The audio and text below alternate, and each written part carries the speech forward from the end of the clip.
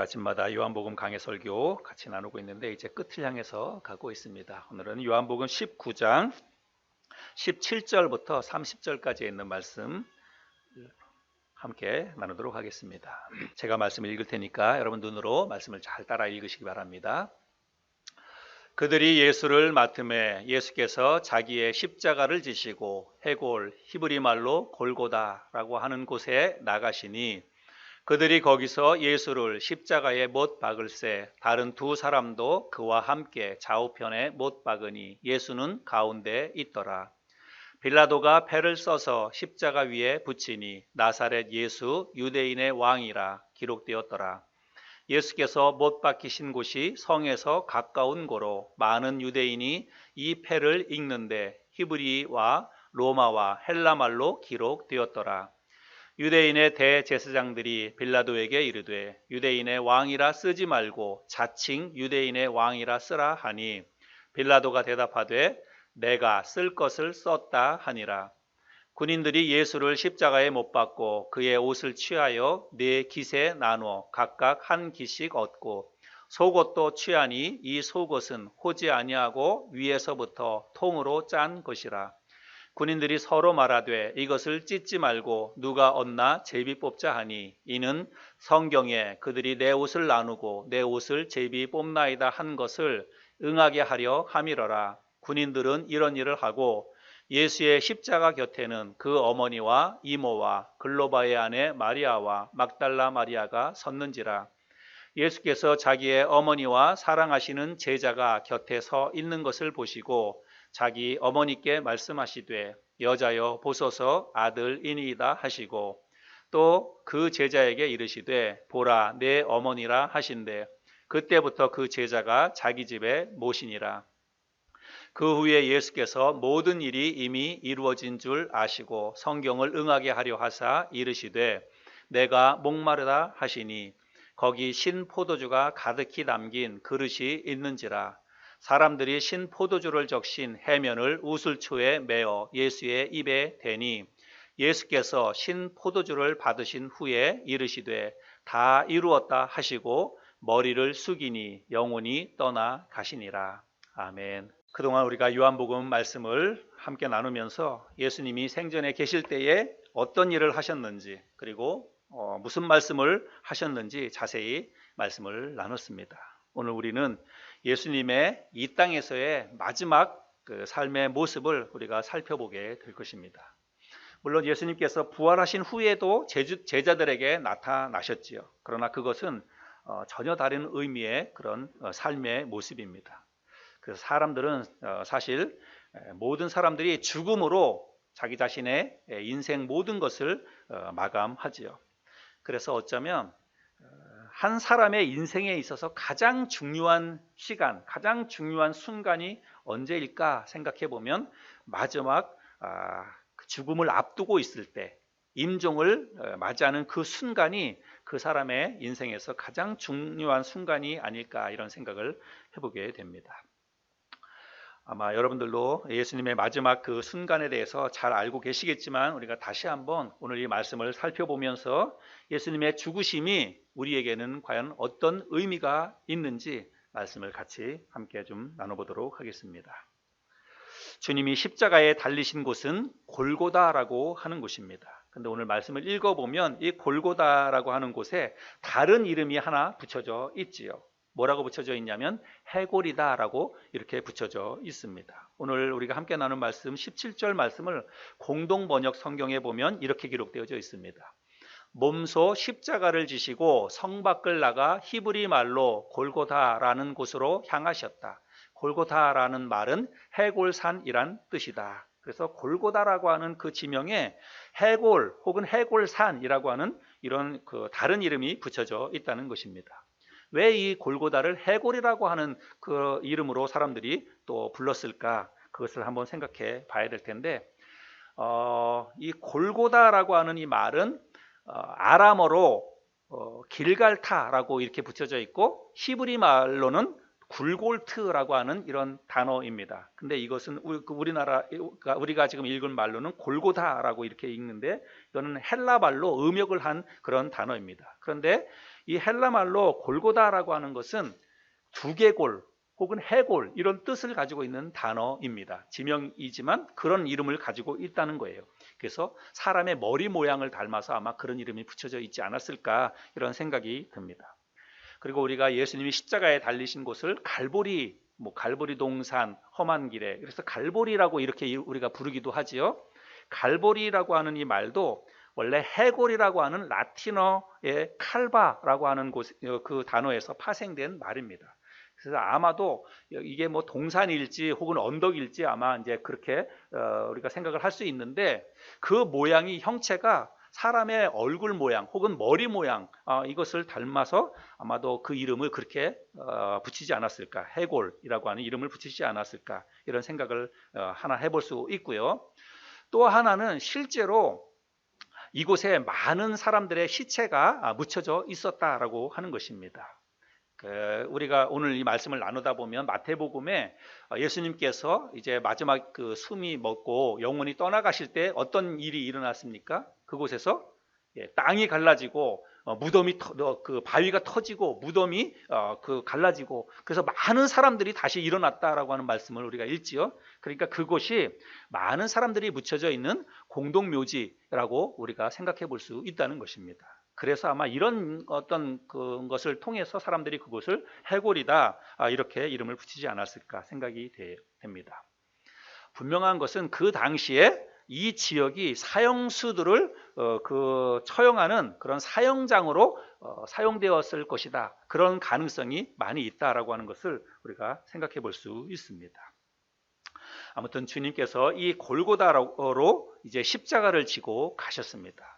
근데 사실은 예수님께서 십자가를 지고 이 골고다 언덕까지 올라가지는 않았어요. 우리가 지난번에 말씀을 살펴본 것처럼 이미 새벽에 예수님께서 심한 채찍질로 고난을 당하셨기 때문에 십자가를 지고 여기까지 갈 수 있는 그런 상태가 아니었습니다. 그래서 나중에 중간에 예수님의 십자가를 다른 사람이 짊어지고 가게 되지요. 이런 내용은 마가복음에 기록되어져 있는데요. 마가복음에 보면 구레네 사람 시몬이라고 하는 사람이 예수님의 이 십자가를 지고 가는 것을 우리들이 알 수가 있지요. 그래서 예수님께서 이 골고다에 올라가셔서 이제 드디어 십자가에 못이 박히게 됩니다. 그런데 우리는 이 못하면 우리들이 생각하는 그 못은 뭐 그렇게 큰 못이 아니에요. 우리가 지난번에 그 가시에 대해서도 말씀을 나눴지만 못도 우리가 생각하는 그런 못은 그렇게 큰 못이 아니라고 생각이 됩니다. 그런데 실제로 예수님이 그 손에 박히신 그 못은 여러분 우리들이 생각하는 그런 못하고는 굉장히 차이가 있습니다. 한번 그림을 보시면 아마 저 길이가 한 20cm 정도 그렇게 된다고 합니다. 굉장히 큰, 그냥 못이라고 하기보다는 쇠꼬챙이라고 이렇게 생각하는 게 더 나을 수도 있겠어요. 그래서 여기 자막에 보시는 것처럼 이런 이제 큰 대못이라고 생각이 하시면 되겠습니다. 이런 못을 손에 저렇게 못이 박혔다고 하는 것이죠. 그리고 발등, 어떤 사람들은 발등이라고 이야기하기도 하고 어떤 사람은 발목에 그 못이 박혔다라고 이야기하기도 하고 그렇습니다. 그래서 당시에 로마의 그 어떤 십자가형을 통해서 사람을 처형하는 그 장면을 보면 발목일 가능성이 훨씬 많습니다. 그래서 발목에 저렇게 큰 못이 박혔다고 하는 거죠. 여러분 한번 상상해 보시기 바랍니다. 우리는 가끔 가다가 이렇게 뭐 바늘이나 조그만 것 가지고 손끝 하나만 찔려도 자지러지고 너무 아프고 그렇지 않습니까? 그런데 저런 큰 대못으로 손바닥 그리고 발등, 발목 이런데 그 못이 박혔으니 그 고통이 여러분 얼마나 심했을까라고 하는 것들을 생각해 볼 수가 있죠. 이렇게 못이 박혀서 십자가에 달리게 되는데 빌라도가 예수님의 그 십자가 위에 패를 써서 붙였다라고 이야기합니다. 그런데 모든 사람들이 다 볼 수 있도록 세 가지 언어로 기록되어져 있다. 아마 여러분들이 지금 이 그림으로는 잘 안 보일 텐데요. 히브리 말로 그리고 로마 말로 헬라 말로 그래서 그 지역에 있는 사람들이 각기 자기의 말로 다 읽을 수 있도록 저렇게 패에 이름을 써서 붙였다는 거예요. 뭐라고 써서 붙였냐면 유대인의 왕이라고 하는 그런 말로 써서 붙였습니다.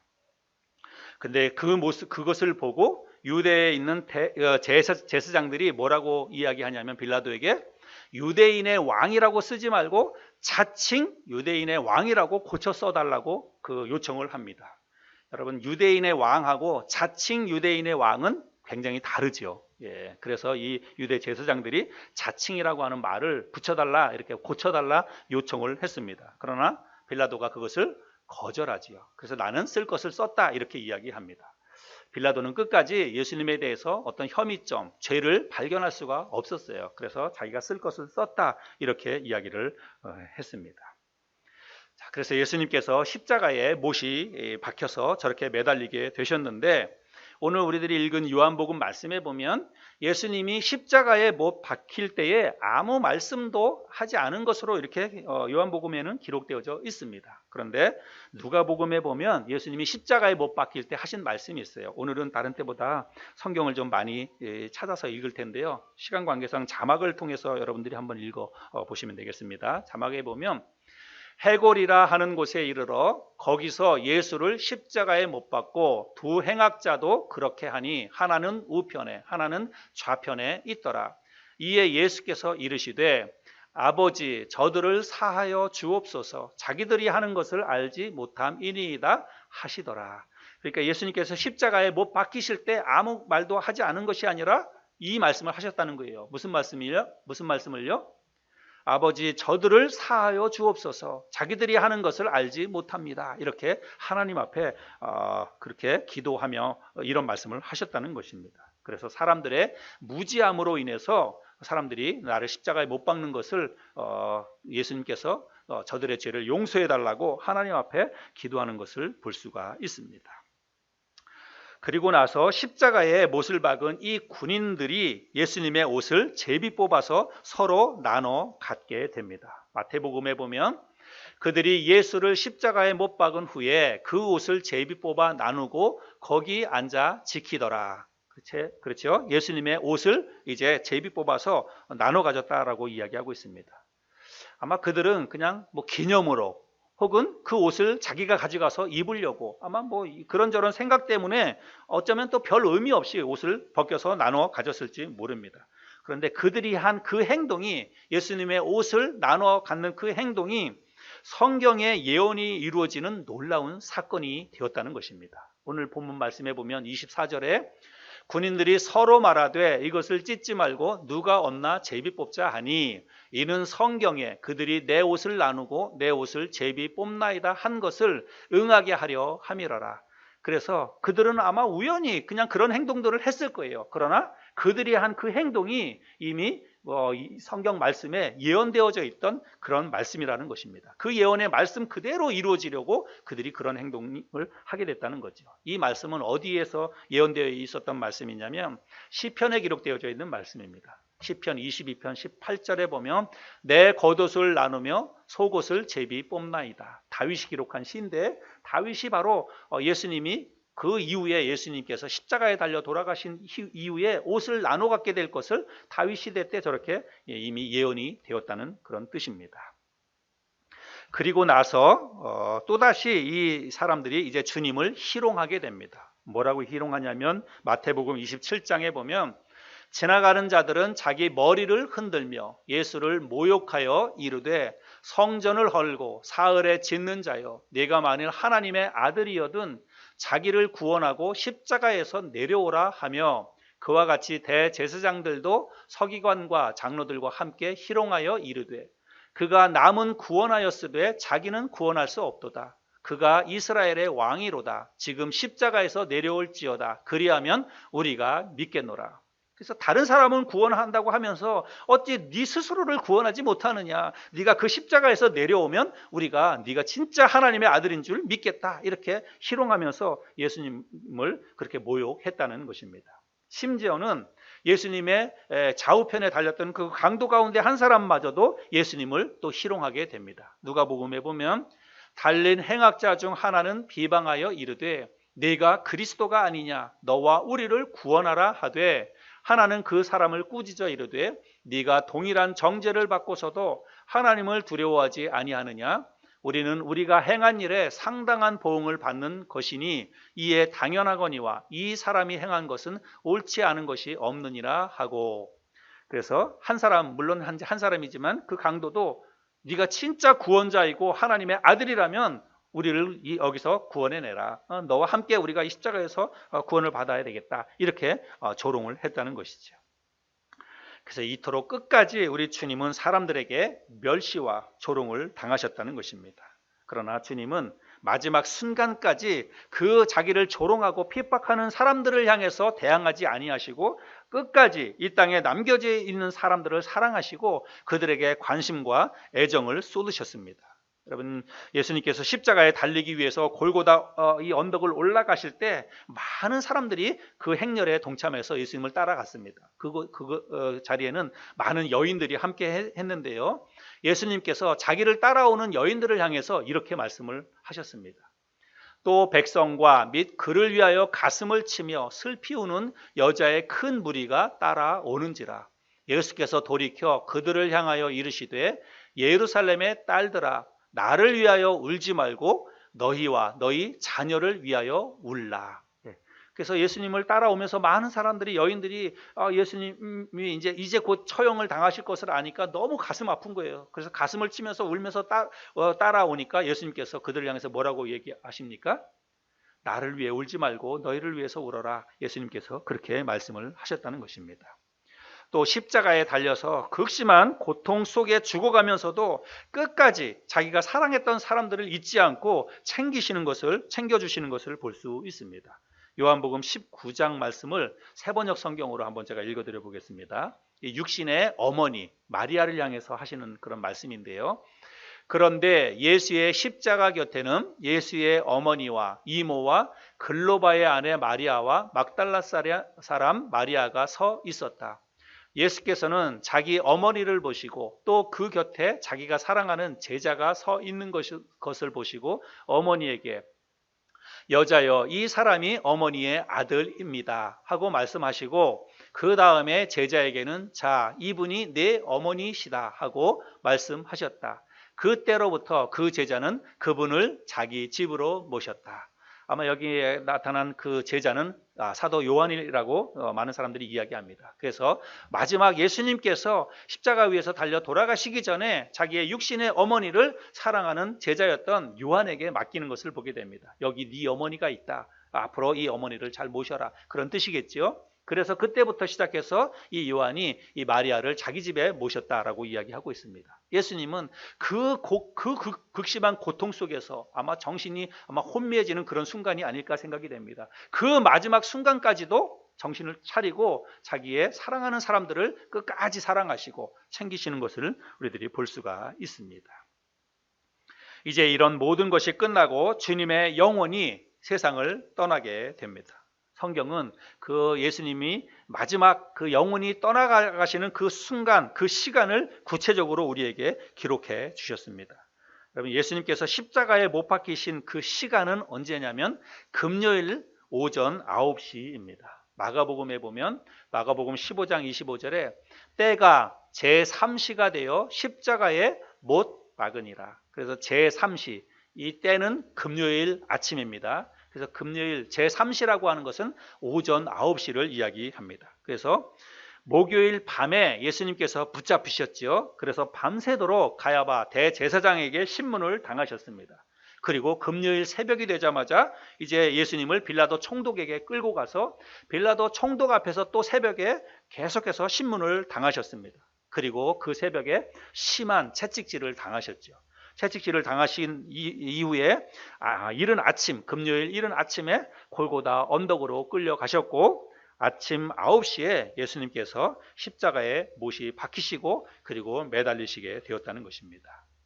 그렇게 금요일 아침 9시에 십자가에 매달리신 주님은 십자가 위에서 장장 6시간 동안 큰 고난을 당하시고 오후 3시에 영원히 떠나시게 되셨습니다. 누가복음 23장 말씀해 보면 때가 제6시쯤 되어 해가 빛을 잃고 온 땅에 어둠이 임하여 제9시까지 계속하며 성소의 휘장이 한 가운데가 찢어지더라. 예수께서 큰 소리로 불러 이르시되 아버지 내 영혼을 아버지 손에 부탁하나이다 하고 이 말씀을 하신 후 숨지시니라. 그래서 제 구시에 영혼이 떠났다. 제 구시는 우리나라 시간으로 하면 오후 3시입니다. 그래서 오후 3시에 영혼이 떠나시게 되었다라고 말씀을 하고 있습니다. 자, 그런데 이 예수님의 영혼이 마지막 이 땅에서 영혼이 떠나시기 전에 주님이 마지막으로 하신 말씀이 있습니다. 그런데 마지막으로 영혼이 떠나시기 전에 하신 그 말씀이 굉장히 중요한 의미를 담고 있을 텐데 복음서 저자들은 각각 다른 내용의 이야기들을 기록하고 있습니다. 마태복음과 마가복음에서는 동일하게 거의 토시 하나 틀리지 않게 같이 기록을 하고 있습니다. 그래서 이 말씀은 한 군데만 찾아볼 텐데요. 마태복음 27장에서 보면 제6시로부터 온 땅에 어둠이 임하여 제9시까지 계속되더니 제9시쯤에 예수께서 크게 소리질러 이르시되 엘리 엘리 라마 사박다니 하시니 이는 곧 나의 하나님 나의 하나님 어찌하여 나를 버리셨나이까 하는 뜻이라. 그래서 마태복음과 마가복음에서는 예수님께서 마지막으로 무슨 말씀을 하셨다고 기록하고 있냐면 엘리 엘리 라마 사박다니라고 말씀하셨다는 거예요. 이 말씀의 뜻은 나의 하나님 어찌하여 나를 버리셨나이까 이런 뜻입니다. 그래서 그 말씀을 마지막으로 하신 것으로 기록하고 있습니다. 그런데 누가복음에서 보면 또 조금 다르게 이야기하고 있습니다. 누가복음 23장 46절에 예수께서 큰 소리로 불러 이르시되 아버지 내 영혼을 아버지 손에 부탁하나이다 하고 이 말씀을 하신 후 숨지시니라. 그래서 누가복음에서는 아버지 내 영혼을 아버지 손에 부탁하나이다 라고 하셨다는 거예요. 이게 마지막 말씀이라고 누가복음에서는 기록하고 있습니다. 그런데 오늘 우리들이 함께 읽은 요한복음에서는 또 다른 이야기를 하고 있지요. 요한복음 19장 28절부터 30절까지를 또 읽어보겠습니다. 그 후에 예수께서 모든 일이 이미 이루어진 줄 아시고 성경을 응하게 하려 하사 이르시되 내가 목마르다 하시니 거기 신 포도주가 가득히 담긴 그릇이 있는지라. 사람들이 신 포도주를 적신 해면을 우슬초에 메어 예수의 입에 대니 예수께서 신 포도주를 받으신 후에 이르시되 다 이루었다 하시고 머리를 숙이니 영혼이 떠나 가시니라. 그래서 요한복음 말씀에 보면 영혼이 떠나시기 전에 마지막으로 하신 말씀이 뭐예요? 다 이루었다 이렇게 말씀을 하셨다는 거예요. 그래서 복음서 저자들마다 조금씩 차이가 있지요. 우리가 그 차이가 있는 것을 지금 확인해 보았습니다. 그러면 여러분 어떤 것이 과연 예수님께서 이 땅에서 마지막으로 하신 말씀일까요? 물론 우리가 지금 살펴본 마태복음이나 마가복음이나 다 중요한 말씀입니다. 다 나름대로 중요한 의미를 담고 있는 마지막 말씀이에요. 그러나 가장 마지막에 하신 말씀이 저는 더 큰 의미가 있다라고 생각이 됩니다. 그래서 마태복음과 또 그리고 누가복음, 요한복음 말씀이 각각 마지막 말씀을 다르게 기록하고 있는데 제가 볼 때는 요한복음에 기록되어져 있는 이 말씀이 예수님께서 이 땅에서 마지막으로 하신 그 말씀이다라고 생각이 됩니다. 왜 그런가 하면 한번 제가 이제 설명드려 볼게요. 마태복음 27장 말씀에 보면 제9시쯤에 예수께서 크게 소리질러 이르시되 엘리 엘리 라마 사박다니 하시니 이는 곧 나의 하나님 어찌하여 나를 버리셨나이까 하는 뜻이라. 거기 섰던 자 중 어떤 이들이 듣고 이르되 이 사람이 엘리야를 부른다 하고 그 중에 한 사람이 그 다음에 무슨 행동을 했나 잘 보세요. 곧 달려가서 해면을 가져다가 신 포도주에 적시어 갈대에 꿰어 마시게 하거늘 그 남은 사람들이 이르되 가만둬라 엘리야가 와서 그를 구원하나 보자 하더라. 예수께서 다시 크게 소리 지르시고 영혼이 떠나시니라. 그래서 엘리 엘리 라마 사박다니라고 하는 그 마지막 말씀을 하시고 나서 사람들이 어떻게 했냐면 그 해면에 우슬초를 가다가 예수님의 그 입술에 신포도주를 댔다는 거예요. 그죠? 그렇게 하고 난 다음에 예수님께서 이제 영혼이 떠나셨는데 크게 소리 지르고 영혼이 떠나셨다 이렇게 말씀하고 있지요. 또 마가복음에도 보면 거의 비슷한 내용인데 제9시에 예수께서 크게 소리 지르시되 엘리 엘리 라마 사박다니 하시니 이를 번역하면 나의 하나님 어찌하여 나를 버리셨나이까 하는 뜻이라. 곁에 섰던 자 중 어떤 이들이 듣고 이르되 보라 엘리야를 부른다 하고 한 사람이 달려가서 해면에 신 포도주를 적시어 갈대에 끼어 마시게 하고 이르되 가만두라 엘리야가 와서 그를 내려주나 보자 하더라. 예수께서 큰 소리를 지르시고 숨지시니라. 그래서 마지막 숨지시기 전에 그 우슬초로 신 포도주를 사람들이 갖다 댔다라고 하는 장면이 분명히 있지요. 그리고 나서 이제 큰 소리를 지르셨다라고 말씀하고 있습니다. 그런데 우리들이 읽은 요한복음 말씀에 보면 그 후에 예수께서 모든 일이 이미 이루어진 줄 아시고 성경을 응하게 하려 하사 이르시되 내가 목마르다 하시니 거기 신 포도주가 가득히 담긴 그릇이 있는지라. 사람들이 신 포도주를 적신 해면을 우슬초에 매어 예수의 입에 대니 그래서 마태복음이나 누가복음에서는 이 장면이 마지막 장면이라고 이야기하고 있는데 요한복음에서는 이 장면 이후에 예수님께서 다 이루었다라고 하는 말씀을 하셨다는 거예요. 그러니까 마지막으로 예수님께서 이 땅에서 하신 마지막 말씀은 다 이루었다라고 하는 그런 말씀이라고 하는 것입니다. 예수님의 영혼이 떠나가신 후에 사람들의 반응과 그곳에서 일어난 일들에 대해서도 성경은 기록을 남겨두고 있는데요.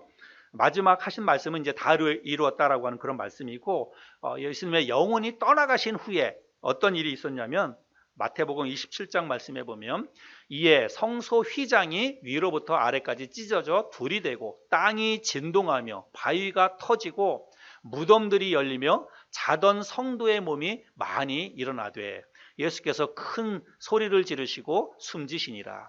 이에 성소 휘장이 위로부터 아래까지 찢어져 둘이 되니라. 예수를 향하여 섰던 백부장이 그렇게 숨지심을 보고 이르되 이 사람은 진실로 하나님의 아들이었도다 하더라. 또 누가복음에도 보면 백부장이 그 된 일을 보고 하나님께 영광을 돌려 이르되 이 사람은 정령 의인이었도다 하고 이를 구경하러 모인 무리도 그 된 일을 보고 다 가슴을 치며 돌아가고 예수를 아는 자들과 갈릴리로부터 따라온 여자들도 다 멀리 서서 이 일을 보니라. 그래서 예수님의 영혼이 떠나가신 후에 비로소 사람들은 이 사람이 진짜 하나님의 아들이었다라고 사람들이 이야기를 했다는 것입니다. 또 마태복음에서는 예수님의 영혼이 떠나가는 그 순간에 땅이 진동하고 바위가 터지고 무덤들이 열려서 죽은 사람들이 많이 일어났다 이렇게 이야기하고 있습니다. 여러분 이런 게 뭘 얘기하는 걸까요? 예수님의 죽음이 일반적인 죽음이 아니라는 것입니다. 일반 사람들이 죽었을 때 이런 일들이 일어나는 것은 우리가 볼 수가 없는 거죠. 그래서 예수님의 이 죽음이 바로 하나님의 아들의 죽음이고 많은 사람들이 예수님의 영혼이 떠나가신 후에야 비로소 저가 진짜 의인이었다, 하나님의 아들이었다, 사람들이 그것을 깨달았다는 것입니다. 자, 지금까지가 살펴본 것이 바로 이 땅에서의 주님의 마지막 순간에 대한 그런 기록입니다. 여러분 모든 사람들은 언젠가 한번 다 죽음을 맞이하게 됩니다. 그리고 그 죽음은 남겨진 사람들에게 있어서 큰 슬픔이고 또 많은 아쉬움과 안타까움과 후회를 남기게 됩니다. 그래서 우리가 살아계실 때 좀 더 잘해드릴 걸, 살아있을 때 좀 더 잘할 걸, 껄껄 우리가 죽고 나면 그런 이야기들을 많이 하지요. 저는 요즘 삶과 죽음에 대해서 많은 생각들을 하게 됩니다. 아무래도 저희 어머니가 건강이 쇠약해지셨기 때문에 이런 생각이 좀 많이 들지 않나 이런 생각이 듭니다.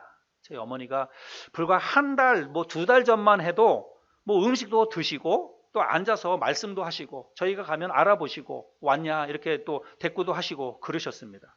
그런데 진짜 한두 달 사이에 급격히 어머니의 건강이 쇠약해지셨습니다. 그래서 지금은 그냥 누워만 계십니다. 다른 사람의 도움이 없으면 일어나 앉지도 못하고 또 연화장애까지 와서 스스로 음식도 삼킬 수가 없는 그런 환경 가운데 있습니다.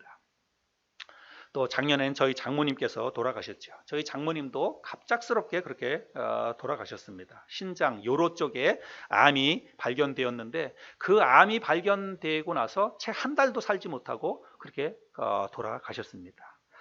저희 집에 돌아가시기 전에 잠깐 와 계셨는데 처음에 저희 집에 모시고 왔을 때만 하더라도 저희 어머니가 그렇게 빨리 돌아가시리라고는 정말 생각도 못했습니다. 그래서 그냥 오셨을 때는 같이 뭐 이렇게 밖에 나가서 같이 음식도 외식도 하고 또 함께 마트에 가서 장도 보기도 하고 또 가끔 매운 게 드시고 싶다 그래서 라면 끓여드리면 라면도 잘 드시고 그러셨는데 저희 집에 오셔서 불과 뭐 한두 주 사이에 급격히 안 좋아지셨습니다. 그래서 그 암 때문에 너무 고통이 심하게 왔는데 누워 계시지도 못하고 쭈그리고 앉아서 말씀도 제대로 못하시고 그렇게 힘들게 계시다가 그렇게 돌아가셨습니다. 그래서 저희 장모님이나 저희 어머님을 생각하면 진짜 아쉬운 게 너무 많습니다. 물론 저희 어머님은 아직 살아 계시지만 그 아쉬운 게 뭐냐면 이제 그 마지막에 죽기 전에 이 두 분에게서 제가 뭐 특별한 어떤 그 이야기를 듣지 못한 거, 그게 참 아쉽습니다. 물론 사람들은 언젠가 한 번은 다 죽게 되기 때문에 그것의 죽음에 대해서는 뭐 그런 큰 뭐 두려움이나 아쉬움이나 이런 것은 사실은 없습니다. 물론 또 우리 두 분 모두가 다 구원받으셨고 천국 가는 거에 대해서는 제가 의심하지 않습니다. 제가 천국에 대해서도 이렇게 간간히 말씀을 해드렸어요. 저희 장모님은 별내에 사셨는데 그곳에 계시는 동안에도 교회에 가셔서 신앙생활을 열심히 또 재밌게 잘 하셨습니다. 지금도 저희 집에 저희 장모님이 보시던 두꺼운 성경책이 있는데 제가 가끔 그 성경을 보기도 하고 그렇습니다. 또 저희 어머님은 강원도에 계시는데 뭐 교회를 다니거나 그럴 만한 환경은 못 됐습니다. 그런데 돌아가시기 전에도 제가 계속해서 어머니 돌아가시면 천국 가실 수 있으세요?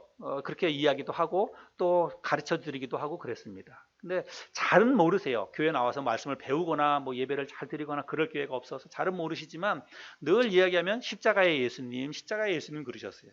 어머니 사람이 어떻게 그 천국 가는지 아세요? 그러면 십자가의 예수님 때문이라고 그런 말씀을 하셨어요. 그래서 맞다고, 십자가의 예수님이 어머니 죄를 위해서 대신 십자가에 달려 돌아가셨어요. 그 예수님을 마음속에 믿어야 천국 갈 수 있어요. 그런 얘기를 제가 늘 해드리고 그랬습니다. 그래서 죽는 거에 대해서 뭐 그런 거에 대한 뭐 그런 아쉬움은 없지만 정말 의식이 있었다면 장모님도 그렇고 저희 어머님도 그렇고 마지막으로 우리에게 무슨 말씀을 하고 싶으셨을까? 우리에게 무슨 말씀을 마지막으로 하셨을까? 그런 생각을 할 때 참 아쉬움이 많이 남습니다. 그게 너무 궁금해요. 그것을 못 들은 게 너무 많이 아쉽다라고 하는 생각이 듭니다. 저희 장모님도 마지막으로 우리에게 특별한 어떤 말씀을 남기지 않고 돌아가셨고 저희 어머니도 지금은 말씀도 거의 못 하시기 때문에 우리에게 무슨 말씀을 하고 싶으실까? 진짜 의식이 또렷하다면 어떤 말씀을 이렇게 하고 싶으셨을까? 이런 생각을 할 때 아쉬움이 많이 있다는 것입니다. 여러분은 죽기 전에 의식이 또렷한 상태로 여러분이 죽음을 맞이한다면 마지막으로 여러분이 남기고 싶은 말, 마지막으로 하고 싶은 말씀이 무엇입니까? 한 번쯤 생각해 보셨으면 좋겠습니다. 오늘 우리가 함께 나눈 이 말씀에 의하면 우리 주님은 마지막으로 다 이루었다라고 하는 말씀을 마지막으로 남기셨다는 것입니다. 30절 말씀 다시 보면 예수께서 신 포도주를 받으신 후에 이르시되 다 이루었다 하시고 머리를 숙이니 영혼이 떠나가시니라. 예수님께서 이 땅에 마지막으로 이 땅에서 하신 말씀이 다 이루셨다는 말씀입니다.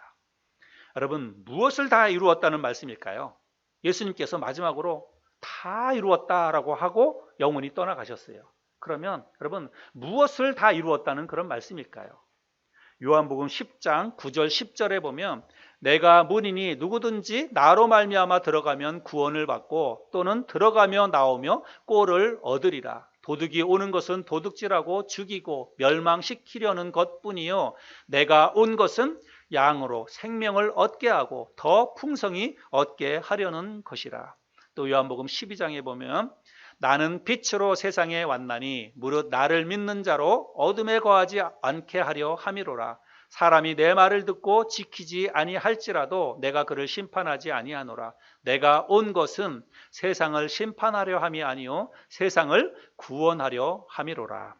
이 말씀에 보면 예수님께서 이 땅에 오신 그 이유, 그 목적이 뭐라고 말씀하고 있습니까? 세상을 구원하기 위해서 이 땅에 왔다라고 말씀하고 있습니다. 이 세상을 구원하기 위해서 이 땅에 오셨다는 거예요. 단지 이스라엘 민족만을 구원하기 위해서 오신 유대인의 왕이 아니라 예수님은 이 세상 모든 사람들을 구원하기 위해서 이 땅에 오신 만왕의 왕이요 만유의 주가 되신다는 것입니다. 그래서 이 땅을 구원하기 위해서, 이 세상을 구원하기 위해서 예수님이 이 땅에 오셨다고 말씀하고 있고, 이제 예수님이 마지막으로 이 세상을 떠나시면서 다 이루었다라고 말씀하시는 것은 바로 그 이 세상을 구원하기 위해서 오신 그 목적을 다 이루셨다는 그런 말씀이 되겠지요. 자, 그러면 여러분, 무엇으로부터의 구원일까요? 예수님이 이 땅을 구원하기 위해서, 세상을 구원하기 위해서 오셨다라고 말씀하고 있는데, 여러분, 무엇으로부터 우리를 구원하기 위해서 이 땅에 오셨다는 그런 말씀일까요? 우리들이 그동안 말씀들을 많이 나눴지만, 여러분, 로마서에서 말씀하고 있는 것처럼 죄와 사망으로부터 우리를 구원하기 위해서 예수님이 이 땅에 오셨고, 이제 그것을 다 이루셨다는 그런 말씀이 되는 것입니다. 죄와 사망에 갇혀 있었던 이 세상 모든 사람들을 죄와 사망으로부터 구원해내기 위해서 예수님이 이 땅에 오셨고, 이제 십자가에 달려 죽으심으로 예수님이 그것을 다 이루셨다는 말씀입니다. 이 세상에 오신 목적이 이 세상에 있는 사람들을 죄와 사망으로부터 구원해내기 위해서 이 땅에 오셨는데, 이제 십자가의 죽으심으로 그것을 다 이루셨다고 예수님이 말씀을 하고 계시는 것입니다. 어떤 사람들은 이렇게 이야기하면 이렇게 또 반문을 합니다. 도대체 예수님의 십자가의 죽음이 나의 구원과 무슨 상관이 있느냐? 예수님의 십자가의 죽음이 이 세상을 구원하는 일과 무슨 상관이 있는데 당신들은 그렇게 이야기하느냐라고 이야기를 하고 반문을 합니다. 근데 여러분, 로마서 5장 12절에 보면 이렇게 말씀하고 있죠. 그러므로 한 사람으로 말미암아 죄가 세상에 들어오고 죄로 말미암아 사망이 들어왔나니 이와 같이 모든 사람이 죄를 지었으므로 사망이 모든 사람에게 이르렀느니라. 아담 한 사람의 죄로 인해서 이 땅에 죄가 들어왔다라고 말씀하고 있습니다. 그래서 여러분, 사람이 왜 죽느냐? 제가 누누이 말씀드렸지만 사람은 늙고 병들어서 물론 죽습니다. 그러나 늙고 병드는 것이 왜 찾아왔냐면 죄의 결과라고 하는 거예요. 우리가 왜 늙고 왜 늙느냐? 여러분, 사람은 죄의 결과로 인해서 늙고 병들고 그리고 결국은 죽게 되는 것입니다. 이 모든 것이 아담 한 사람의 범죄로 인해서 시작이 되었다는 거예요. 그래서 아담 한 사람으로 말미암아서 아담의 후손인 우리 모든 사람들에게 결국은 늙고 병들고 죽게 되는 이 죽음이 찾아왔다는 것입니다. 근데 마찬가지로 아담 한 사람으로 말미암아서 죄가 들어온 것처럼 한 사람의 희생과 죽음으로 말미암아서 이제 모든 사람이 새로운 생명을 얻게 된다. 하나님이 그렇게 말씀하고 있습니다. 로마서 5장 또 보겠습니다. 한 사람의 범죄를 인하여 많은 사람이 죽었은즉 더욱 하나님의 은혜와 또한 한 사람 예수 그리스도의 은혜로 말미암은 선물은 많은 사람에게 넘쳤느니라. 한 사람의 범죄로 말미암아 사망이 그 한 사람을 통하여 왕노릇하였은즉 더욱 은혜와 의의 선물을 넘치게 받는 자들은 한 분 예수 그리스도를 통하여 생명 안에서 왕노릇하리로다. 한 사람이 순종하지 아니함으로 많은 사람이 죄인 된 것 같이 한 사람이 순종하심으로 많은 사람이 의인이 되리라. 아멘이죠. 아담 한 사람의 범죄로 인해서 온 인류의 죄가 들어왔는데 예수 그리스도의 한 사람의 희생과 십자가의 죽음으로 말미암아서 모든 사람들에게 생명이 찾아왔다. 영원한 생명이 주어지게 되었다라고 말씀하고 있습니다. 여러분, 이것이 온 인류를 구원하기 위한 하나님의 계획이었고 하나님의 방법이었다는 것입니다. 예수 그리스도를 통한 이 세상의 사람들의 구원, 죄와 사망으로부터 구원하는 그 방법이 바로 하나님의 구원 계획이었는데, 그 구원 계획을 바로 예수 그리스도께서 십자가의 죽으심으로 성취하게 되었다는 뜻입니다. 예수님은 우리를 위해서 십자가에 달려 돌아가신 것입니다. 우리를 죄와 사망으로부터 구원해 주시기 위해서 십자가에 달려 돌아가신 것입니다. 예수님은 처음부터 그 일을 위해서 이 땅에 오신 거예요. 이 땅에 오신 목적이 바로 양으로 생명을 얻게 하고 더 풍성히 누리게 하기 위해서 이 땅에 오셨다. 요한복음에서 말씀하고 있죠. 우리에게 그 생명을, 영원한 생명을 주시기 위해서 예수님은 처음부터 그 목적을 가지고 이 땅에 오신 것이고, 유월절 어린 양처럼 당신 자신이 희생 제물이 되셔서 십자가에 달려 피 흘려 돌아가심으로 이제 그 모든 구원 사역을 예수님이 이루셨다는 것입니다. 그런데 예수님은 당신이 유월절 어린 양의 희생 제물이 되어서 십자가에 달려 죽어야만 이 세상 사람들을 구원한다라고 하는 것을 아셨어요. 그러나 당신 스스로도 그 십자가의 고통이 얼마나 무겁고 또 얼마나 고통스러운 것인지를 예수님이 잘 아셨지요. 그래서 예수님이 뭐라고 기도하십니까? 할 수만 있다면 이 잔을 내게서 옮기시옵소서, 이렇게 기도하셨지요. 그러나 결국은 주님은 아버지의 뜻대로 되기를 원하나이다 라고 기도하시면서 모든 고난을 당신 스스로 받아들이셨습니다. 그리고 마침내 죽음으로 모든 것을 다 이루시고 그의 영혼이 다시 아버지가 계시는 하나님의 나라로 돌아가셨다고 하는 것입니다. 주님이 마지막으로 하신 이 말씀, 다 이루셨다. 오늘 우리가 이 말씀을 살펴보았는데, 여러분, 예수님이 이 땅에서 마지막으로 하신 이 말씀, 다 이루셨다라고 하는 이 말씀이 여러분 우리에게 어떤 의미입니까?